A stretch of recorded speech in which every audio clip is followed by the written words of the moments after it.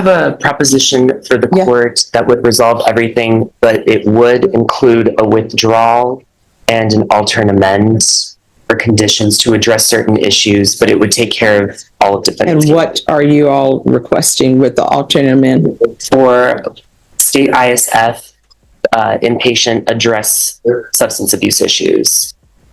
Right off the bat you can feel the tension. This isn't just a discussion about a ride, it's a peek into how the court navigates real-life obstacles versus legal responsibility. Audience, would you expect the court to care about bus schedules? Stay tuned. Spoken with probation about this.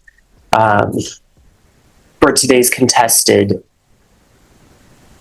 this arrangement would allow for probationer to address these issues in a sense that the state would not be able to achieve today. Ms. Abrams? On Mr. Saldivar? Yes. Thoughts? I did see it was definitely on Friday, and we felt like that was the best thing to do at this point. All right, who's the complainant on the new case? If the state may have it. And to answer that question, the complainants on the new number ones for family violence were his parents and sister. And what are their names?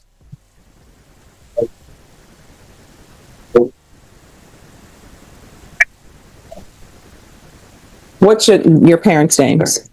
David, Elizabeth, and my sister's Angela. And your sister's who? Angela. South Park. Yes.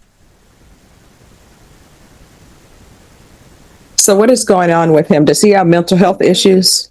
Yes, Your Honor. You and initially, when he started probation, he's getting toward the end of that. But when you started probation, you originally ordered DDRF. However, he was bounced out of that. They was not qualified for whatever reason. And his family does want him to have, they understand that he has problems that he lives in the incident. Okay, you're trailing off. Sorry. I can't hear a word you're saying. Mr. Saldivar understands that he has, and his family understands that he has substance problem use treatment, and also addresses those issues.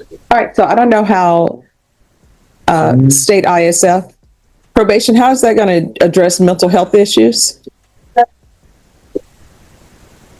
I'm more focused on the substance abuse factor of it. I don't know necessarily that mental health issues. He has been or was on at one point in time to make caseload. I was just reviewing that. I mean, would felony drug court take him or no? Because they have their dual diagnosis program.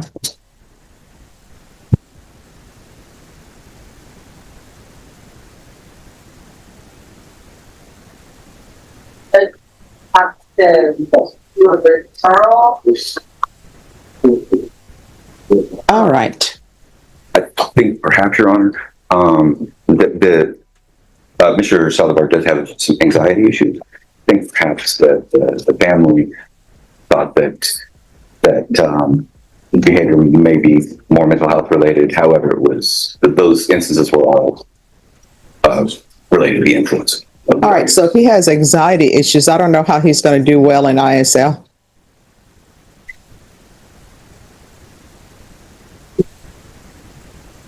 Because I'm writing a different program than what you all have come up with. And if he has anxiety, then I don't know how he's doing at the jail. If he has anxiety, I don't know how he's going to do in ISF. So that's something that they can address in their dual diagnosis program if they accept him. Yes, Your Honor. You're talking about the felony drug court? Mm-hmm. Okay. Well, Mr. Saldivar does want treatment for his issues. It has been a little bit of a struggle for him being in jail. He's mentioned that, but he's working for working with the situation. We're just trying to tailor so that he's able to get the help that he needs, the family wants. Okay, you keep trailing off. I'm sorry, Your Honor. And I Sometimes I can't get hear. too loud. No, you're not loud at all. You're trailing, you start here and then you go down and I can't hear the rest of it. I apologize, Your Honor. We were just trying to tailor the situation so that he's able to get some. He's never had the proper inpatient training, and we were going to try to tailor the situation to find. Oh, felony drug court will tailor the situation if he is accepted.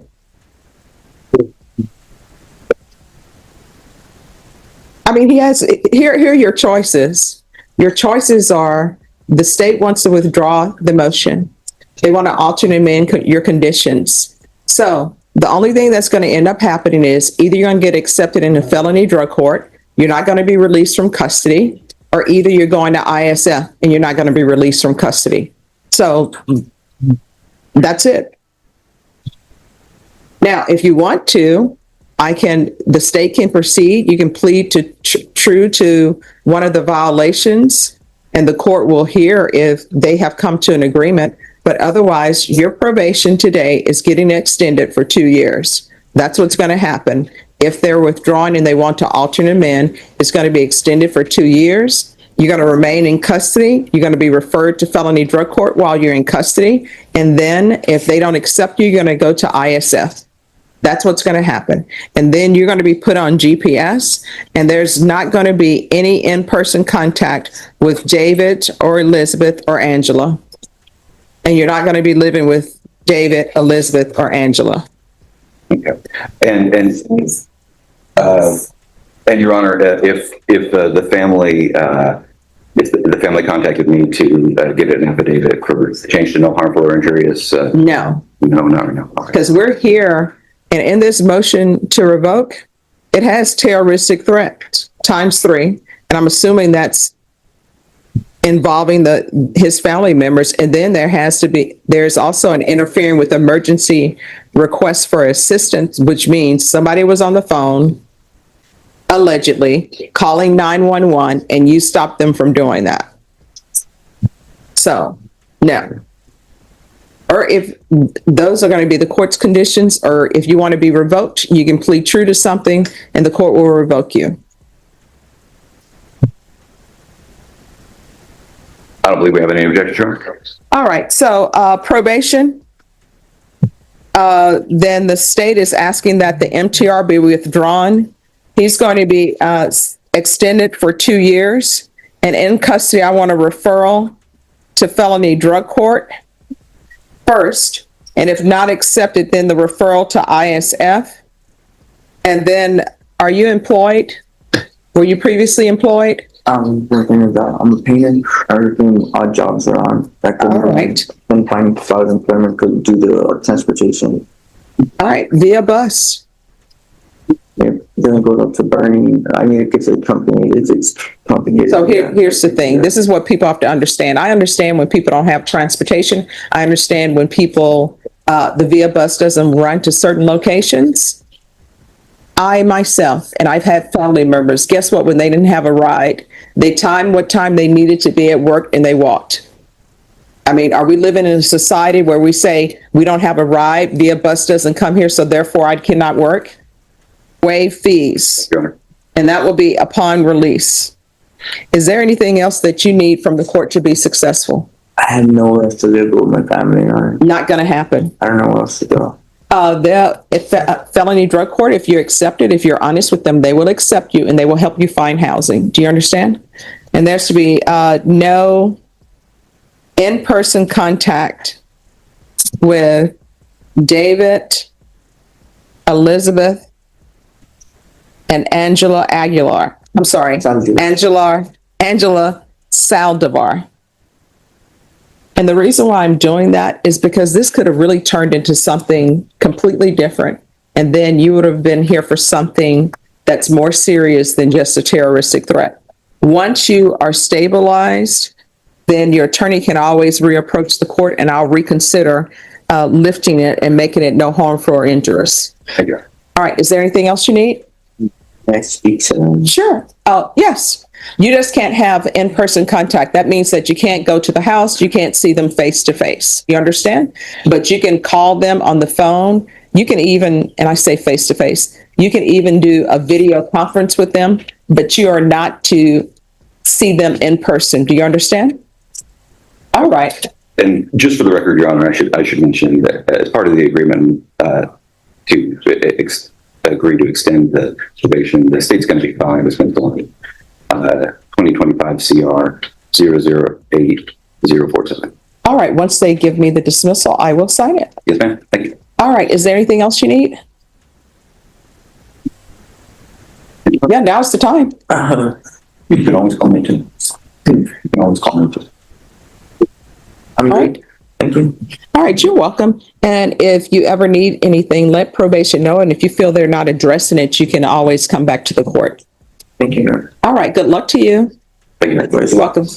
Now here's where it gets tricky. This is classic legal maneuvering. The defense is trying to craft a solution that keeps their client out of deeper trouble while addressing substance abuse. Notice how probation is brought into the conversation. Probation officers are key players in these negotiations. Check this out: mental health versus program eligibility. The judge is weighing if traditional interventions will even work.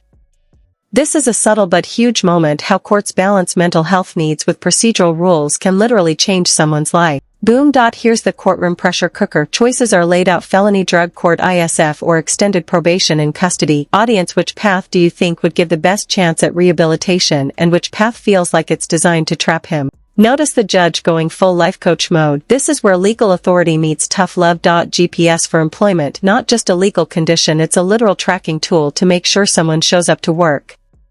How strict should the court get in guiding life choices? And we wrap with procedural closure. Probation extended options laid out, and the judge underscores that support systems are in place if things go sideways. It's a reminder that the courtroom isn't just punitive, it's also about structuring opportunities for accountability and recovery.